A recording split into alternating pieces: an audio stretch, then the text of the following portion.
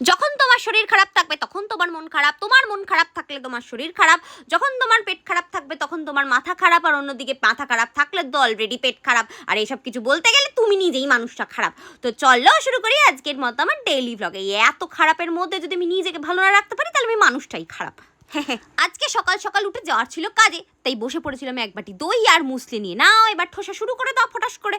নাও বেরিয়ে গেছি, একদম পুরো পার্সেল হয়ে বেরিয়েছিলাম। আজকে অনেকদিন পর রোদ্দুর উঠেছে, তাই মনটা আমার দিলে গার্ডেন গার্ডেন বন গয়া। ট্রেনে উঠে ভিডিও করার সময় আমার যা লজ্জা শরম লাগে কি আর বলি। আশপাশের লোকজনগুলো কেমন ভাবে তাকায় না। আজকে ছিল স্টুডেন্ট এক্সাম, তাই ছোটা শুরু করে দিয়েছিলাম রেল লাইনের পার থেকে। আর এই মিষ্টি বনুটা হচ্ছে আমার ফলোয়ার্স, কি মিষ্টি করে এসে হাসছিল কি আর বলি। তাই ভাবলাম ওর একটা ভিডিওই করে রাখি। তোকে এবার জিজ্ঞাসা করেছি বটে। তারপরে এখানে হচ্ছে আমি সুন্দর করে আমি নিজের ব্লাশার লাগিয়ে নিলাম। ও আমি না, সরি, মেকআপ আর্টিস্ট লাগিয়েছিল। এই দেখো আই মেকআপ হয়ে গেছে, তার মধ্যে আমি ঠোসা শুরু করে দিয়েছি।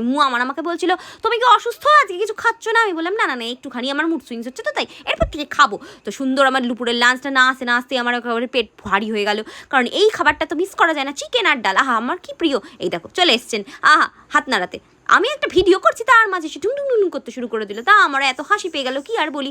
আর এই দেখো ফেরার পথে আমি খেয়ে নিয়েছিলাম ভুট্টা আর টক জল, একটু ভাগে বসিয়ে নিয়েছিলাম। ফেরার পথে আবার দিদির জন্য ফুচকা সাথে করে নিয়েছিলাম, নইলে তো ওনার আবার গোসা হয়ে যাবে। হ্যাঁ আছেই তো দাসীবাদী, সব কিছু নিয়ে চলে আসবে মুখের সামনে।